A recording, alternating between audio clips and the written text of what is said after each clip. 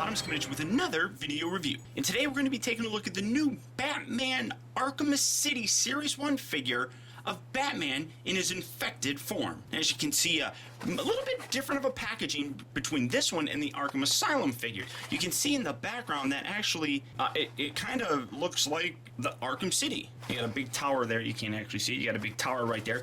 Now it is still in the same cowl shape, as you can really kind of see, but nothing too out of the ordinary with it. I do like the new Batman logo that's right there. You see Batman there inside the packaging, and he's got the cowl actually off of his face, which is really kind of cool looking. Flip around here on the back, and you can actually have a little bit of a read up, and it says Batman Arkham City introduces Arkham City, the new maximum security home for all of Gotham City's thugs, gangsters, and insane criminal masterminds. This heavily fortified, sprawling district in the heart of Gotham City becomes the ultimate battleground between the Dark Knight and his greatest adversaries, as he untangles a web of intrigue that threatens to tear the city apart. Batman's supporting cast is transformed by this new locale into a stronger, more dangerous set of enemies and allies, and they'll push him to his limits and beyond. Now, it does say that it's developed by Rocksteady Studios and published by Warner Brothers Interactive Entertainment. Batman Arkham City is the sequel to the award-winning hit video game Batman Arkham Asylum. It says the figures feature multiple points of articulation and character-appropriate accessories. Okay, really kind of cool. Angle up here, and you see now, unlike all the other Arkham City figures that came out, or specifically the different waves, this wave 1 only has 3 figures with it. You see Batman, it comes with Harley Quinn and Robin, which obviously we'll get to that, you know, when we actually get to those figures. But I got this at my local comic shop. Actually, I got it at a place called Fat Collectibles that I'm going to put a link down there and you can check them out. Now, they actually have pretty good prices. This was only $16.95. Now, the Harley and the Robin are $18.95, but that's not too bad in terms of prices. But there you go, guys. There's the packaging for this fella. So let's get him open and see how cool this Batman figure actually is. Alright guys, so here we have the infected version of Batman opened up and out of its packaging. And first off, I want to give a very special shout out to my friend, the Review Spot. He recently reviewed a bunch of these figures. It really kind of motivated me to actually finish doing these reviews. The packaging portion for this, I honestly don't even know how long I've been holding on to that. Several months now. So, thanks, Spot, for getting me a little bit motivated and giving me a kick in the butt to finally get some of these done. But here we have the infected Batman. Now, it's not too terrible of a looking figure. In terms of some of the quality control and things of that nature, well, I'll get into that in a little bit. But this is definitely a fairly nice figure. Now, starting off in terms of his accessories, here's his cryptographic sequencer or something like that. It actually does open up, which is actually very cool and very accurate to how it was in the game. And then, you know, he could break locks and electronic things of that nature. So really kind of cool. I do like the fact that they actually made this functional where it actually does this. I think that's a really cool piece. Very simple. You see just a little gold dot right there and then gold dot right on that side as well. But it is a nice little accessory. It's kind of puny, but, you know, what are you going to do? It also comes with a little black display stand. But for some reason, that peg, it detaches. I have no idea why it does that. It's supposed to be glued up there, and I'll probably just have to re-glue it. But the biggest problem is that in terms of the stand itself, as you can see, I have to use this clear stand here that I actually get from McFarlane Toys. The problem that I have is that if you look very carefully, hopefully you guys can see this, his feet are actually kind of bowed inward. Especially this one right here. That being said, he doesn't stand very well, and because of that, this stand, especially with the screwed up peg, won't support him very well. So I have to use a different stand actually, and force that in there, and really kind of make him look like he's walking a little bit, just to kind of get him actually to balance fairly well on this. It actually does kind of suck, and you can definitely see how crooked the foot is, and that's one of the biggest problems that I have with it. A couple other problems, if you look on here, his spikes on here are completely warped and bent. I mean, you can see how that is, but I mean, it's a very soft plastic, so I could definitely fix that myself, but that really you know, kind of sucks, I suppose. And he's got this really nice kind of cool kind of wisping cape look going on, but there are some kind of paint blemishes or scratches that I have on here, which you can kind of, yeah, you can kind of see that right there. But I love the fact that they have his cowl here, which is really kind of cool. This is all new and definitely awesome looking. I really love the way that looks, and you can definitely see the outline and everything of the cowl itself. Now, in terms of the Batman figure itself, you can totally see that this is a really brand new sculpted figure. When you look at the actual body armor and things of that nature, it is different than what we have on the original version of Batman,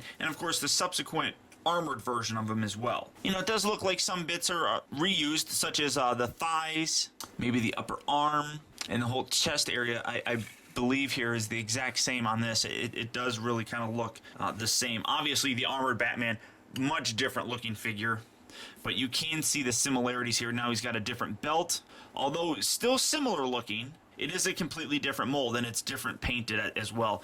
In terms of the gauntlets, they are different as well. You can see that this has more of a kind of a tech look on it, whereas this is a much more kind of swooping, streamlined look. He does have different hands going on, although he probably has the same hands as this guy. Oh no, those are a little bit different because those are molded as well. So the hand maybe, well yeah, because this is all kind of, well, it's not one piece.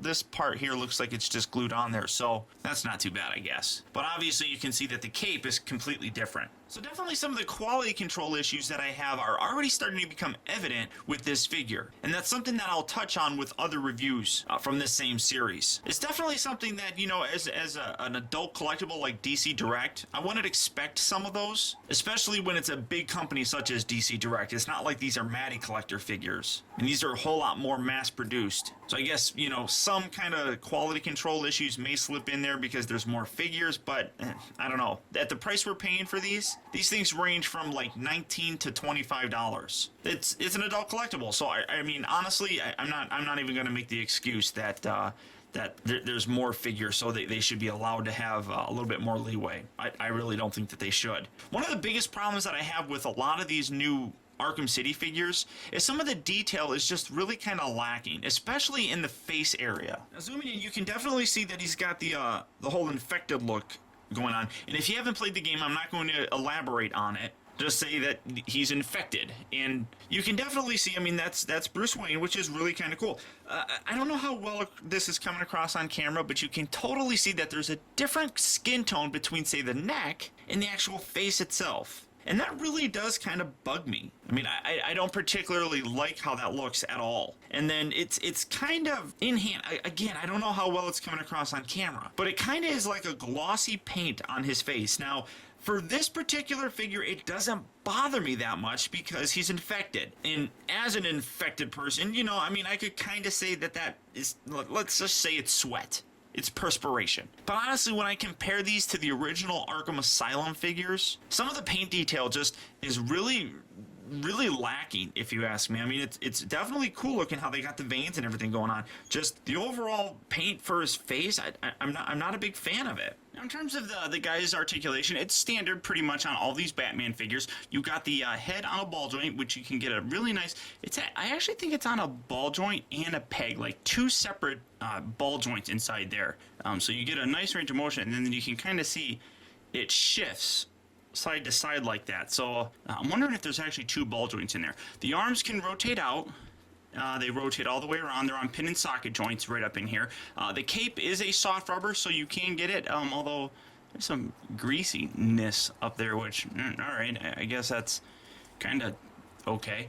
Rotates forward, back. They bend here at the elbow. They rotate at the, not at the wrist, but, and not really at the elbow, but at the top part of the forearm.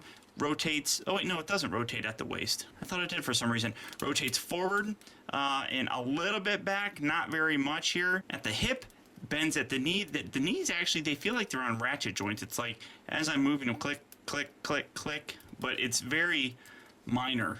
And that's on both sides. And then he rotates at the upper part of the boot as well. So, like I said, with the Batman figures, these are all the same level of articulation. It hasn't changed since day one, but there you go. That's the, and I gotta get him standing, but that's the articulation on the guy. And then for his accessory, you can just take it in and have him hold it in his one opened hand like so. Well, kind of. Come on, hold it, Batman. You know you won't do.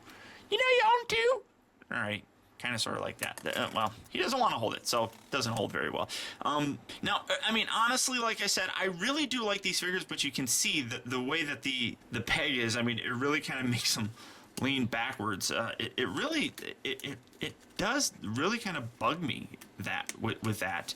So that's one of my biggest problems, I suppose, when it comes down to the actual quality control aspect. Honestly, when it comes down to it, I really do like these figures, and I do recommend them. And some of these problems you're not going to be able to see inside the actual package, so I can't even tell you to be picky when you're looking at them and trying to decide which particular figure you want to buy. I mean, if you pick up like 3 different packages of this same guy, you may, well, you may not know, but there's no way that you can really tell if the peg hole on his foot is screwed up. So that's really kind of tough. I recommend the figures, I really honestly do. But you definitely have to be aware that there are some problems with these new Arkham City figures. In this first wave, there are 3 figures. There's this one, there's Harley, and then there's Robin. 2/3 of the figures that I've gotten have had some quality control issues. And all of them have lacking paint details. So sadly, it really feels like DC Direct kind of went down in terms of their quality and general look when you compare them to the original Arkham Asylum figures. So while I still recommend these figures, I keep saying that because it's like, I don't want you guys to think that I don't like the figure. I love the character, I love the figure. There are just some definite problems that, as a collector, I'm a little bit annoyed with. But that's about it, guys. I hope that somehow, some way, this video was actually a little bit helpful to you. And again, a very big thanks to my friend Review Spot, who motivated me to actually finish some of these videos. I would highly recommend checking out his channel, guys. He does fantastic reviews of a lot of figures that are very similar to this. He's very enjoyable and very entertaining, so definitely check him out. And until next time, guys, I want to thank you for tuning in. This has been Optibotimus. I'll talk to you later.